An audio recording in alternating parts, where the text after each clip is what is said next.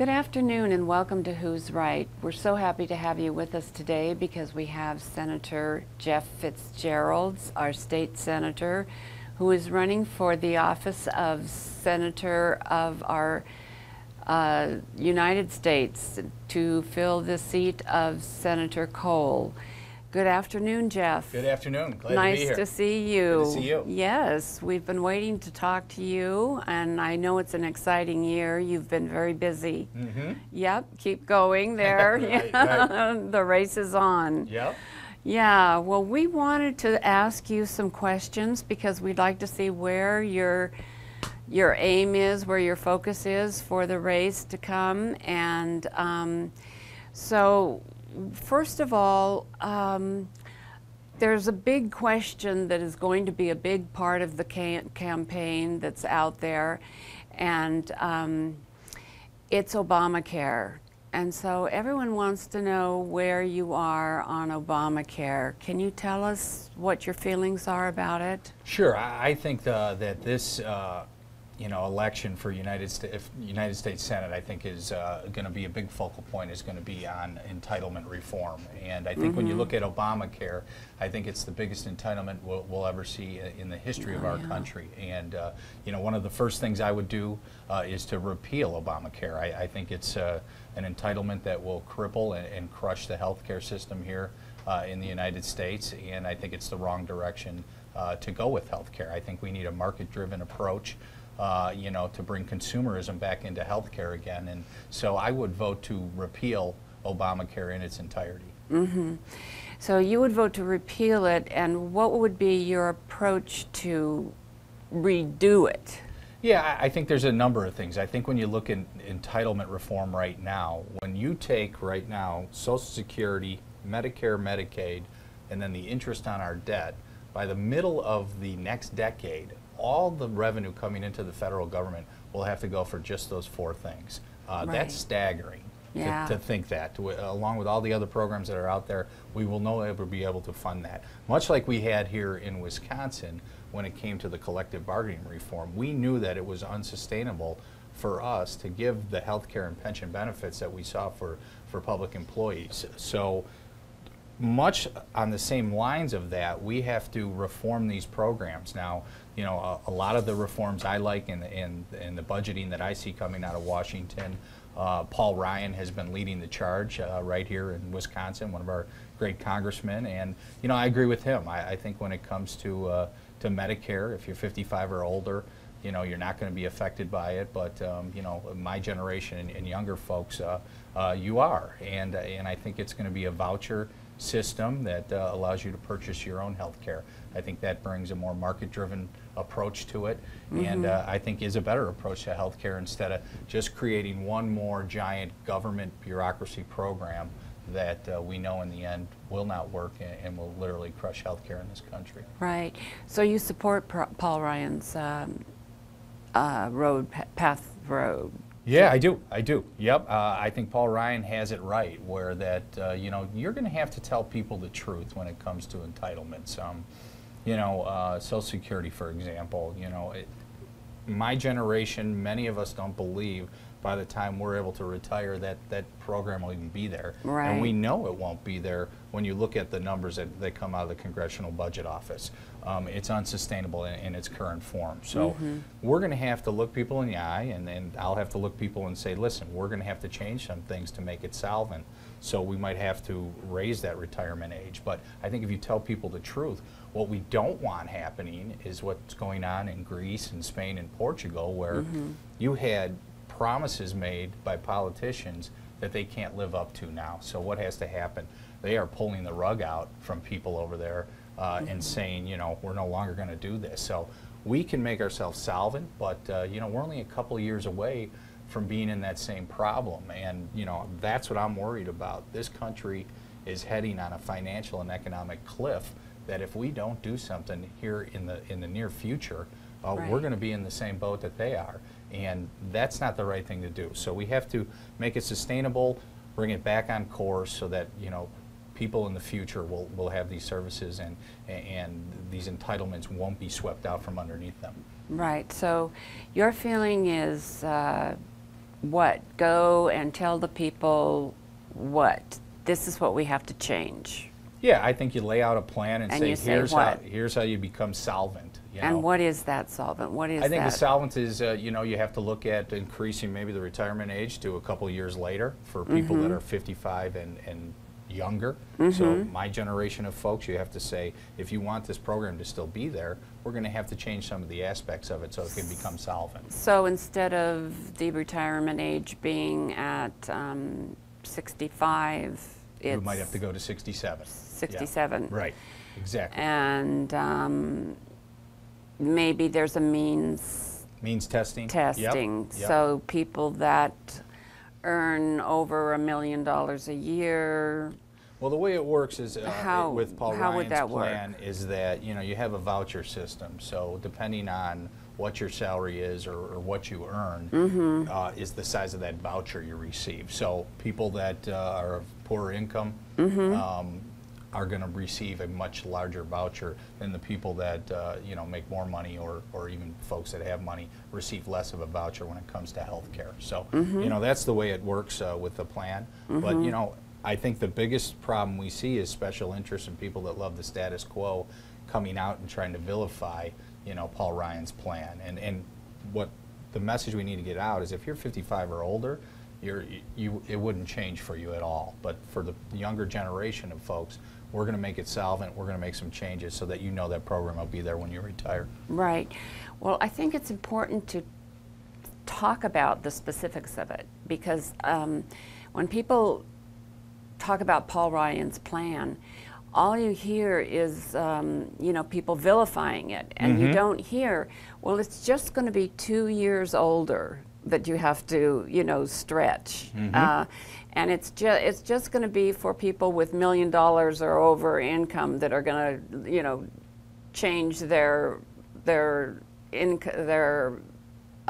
benefit amount. Sure. And you know, it really isn't going to be that big of an effect, but people don't know that because they don't hear the specifics enough. No, they don't, and you're right. I mean, when Paul Ryan released his plan the last time, within 24 hours you saw a commercial of him pushing a senior citizen off a cliff, and that's the real problem. There's a lot of special interest out there that love the status quo, and you know, you do have to get the details out there, the correct message, and let people know that, yeah, this is what we have to do, because currently on the course we are, it's unsustainable. Yeah, it is. So Social Security, Medicare, Medicaid, those are the things that have to be fixed.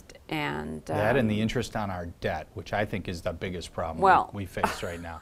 And how do we do that? Well, I'll tell you, the debt crisis that we're under right now, $15 trillion in debt. President Obama wants to raise that debt ceiling once again. When you look at what our debt is to GDP, to our economy right now, you know, it's more than our entire economy. That's a scary thought. That is in the same numbers as Greece and Spain and Portugal. So what do we have to do? We have to decrease spending. We have to stop spending more than we have coming in. We don't have a taxing problem in Washington, D.C. We have a spending problem. Well, how do we do that? Well, you have to go through and you have to make serious cuts, the same way we did here in the state of Wisconsin. You got to tell people that, they're not doing it, Jeff. They're not doing it. That's why you have to get people elected who are willing to politically stick their neck out and say, guess what? We have to make the tough decisions. I mean, and that's, you know, a big part of my campaign is telling people, listen, you have to elect the right people, people that aren't worried about their next election, but are worried about the next generation, or take that political risk and go out and say, you know what, these are difficult changes, they're tough, not everybody's going to agree with them, but you know what, you have to be able to stick your neck out and say, I'm doing it because it's the right thing to do. And we need more of that. So you got to elect the right people. Okay, so what would you cut? I think you have to look across the board. I mean, that's what we did here in Wisconsin. No agency, you have to look at everything across the board. You have to look at, you know, I think, you know, Paul Ryan's budget that he put out earlier today has about $5 trillion in cuts. Not sure if that goes far enough, quick enough, but, you know, you have to look at everything that's on the table, and I think a big part of that is going to be entitlement reform, because that's really what's driving it up, and our debt, the interest on our debt. So, you know, the problem we have with our debt right now is not only do we have that debt, but you know, who's holding that debt? You know, the Chinese, the Russians that are holding that debt. So you literally have credit card spending, and they're holding the credit cards, and it is extremely dangerous and something that has to be done. So yeah, look at every agency, every program. You have to go through and prioritize each of them, and then make your cuts from there. Well, what do you do about the boomers who are here, and they're just in huge numbers, and you can't stop that? They threaten to, you know, outspend the debt. So what are you going to do about that? Yeah, well, I think that's the real problem that we could face in the next 5 years, if you have all these baby boomers who are then going to go on to retire. And that's where the entitlement reforms need to happen, because you're going to have this surge of people going to take those services up, that if you don't put something in place now, you know, it's going to compound that unsustainability tenfold once the boomers retire as well. So that's why when I say we have a short window to do this in, I really truly believe the next 2 to 5 years, you know, we have to turn this ship around, or, you know, we will be Spain or Portugal or Greece. Right. Okay, so you let the boomers go through it, and then you turn it around immediately. Yeah. Okay. Let's talk about energy for a minute, because why would we be tapping into our reserves? Why would we be doing that instead of drilling our own oil? What is the point I think of that? the real problem, and I think the problem I've seen with the Obama administration, is energy policy should be brought together on what our energy needs are as a country, and we're not seeing that. We're seeing energy policy dictated by environmentalists. I believe extreme environmentalists. You know, when we look to the resources we have right in our own country here, we should be looking to, you know, take advantage of all those resources we have here. And it gets to drilling. You know, when I look, and I get to travel and meet with different speakers from around the country and majority leaders. And one of the guys I knew was the majority leader of North Dakota. And I'll tell you, there's a state right there that can show you what can happen when you have these resources in the ground. They have surpluses in their budget. Their unemployment is the lowest in the country. They're begging people to move to North Dakota because they have jobs for them immediately. And why is that? It's because of the oil under the ground, the frac sand, you know, that particular part of it as well. But yeah, we need to make our resources available that we have here on our own soil. Not to mention, it's going to help you, you know, in national security as well, of not being as dependent on foreign oil from the Middle East. So, you know, so energy policy should be based on energy needs, not on environmentalists. You know, the Keystone Pipeline is a perfect example of this. Would have created 20,000 union jobs here in the United States. But President Obama has decided that I'm going to stick with the environmentalists. I'm going to block that pipeline. I'm going to let those jobs go away. We saw similar here in Wisconsin, where every Democrat in this state decided to vote with the environmentalists on the mining issue we had. Something that would have created thousands of jobs here, over $1.5 billion of economic activity here in the state of Wisconsin, but decided to side with the environmentalists, and every Democrat voted against that. And those were union jobs that were going to come to this state. So so unfortunately, I think people you know, need to wake up and say energy policy should be based on energy needs, not on what environmentalists think. Yeah. Our country is so divided between union and non-union. It's made such a huge division between how we vote, how we finance campaigns, how we bring in jobs. It's amazing to me. Yeah, it's, you know, in Wisconsin, obviously the collective bargaining was a huge issue this go around. You know, I would say public employee unions I think it had been tilted for a number of years in their favor when it came to negotiating.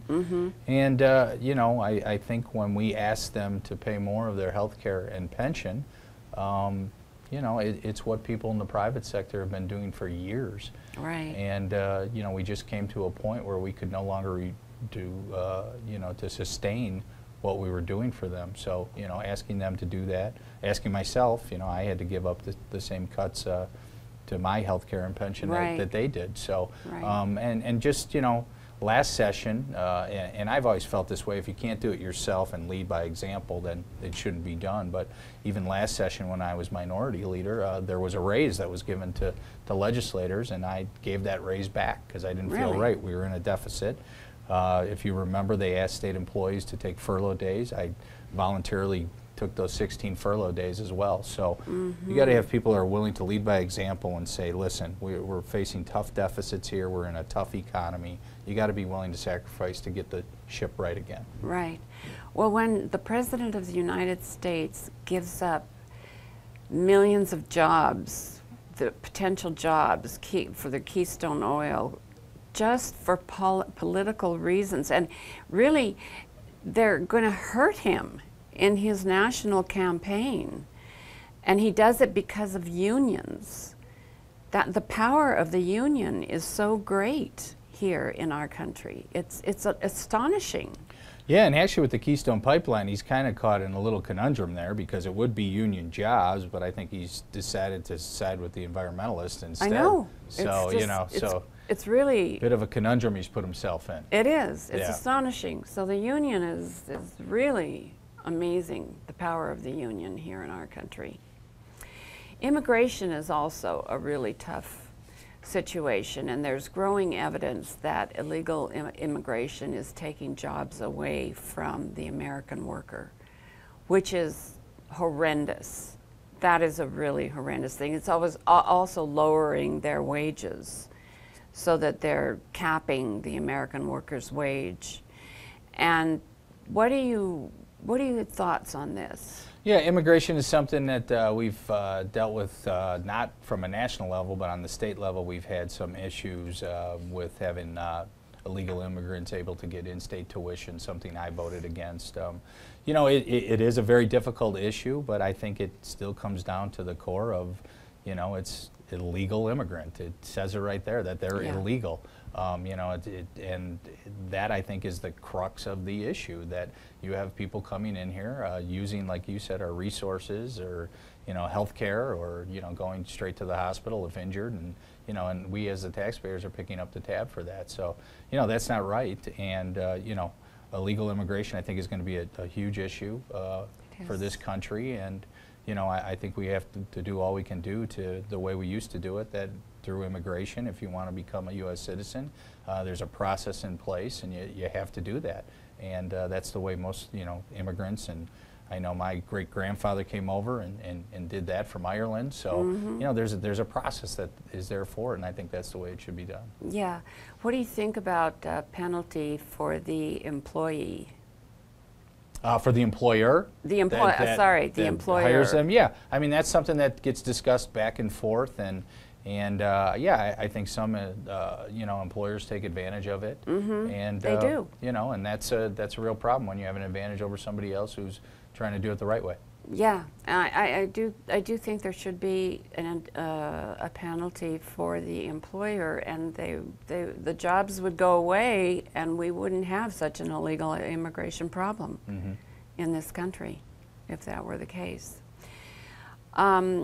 Education, that's a big problem. We're number 18th in the world.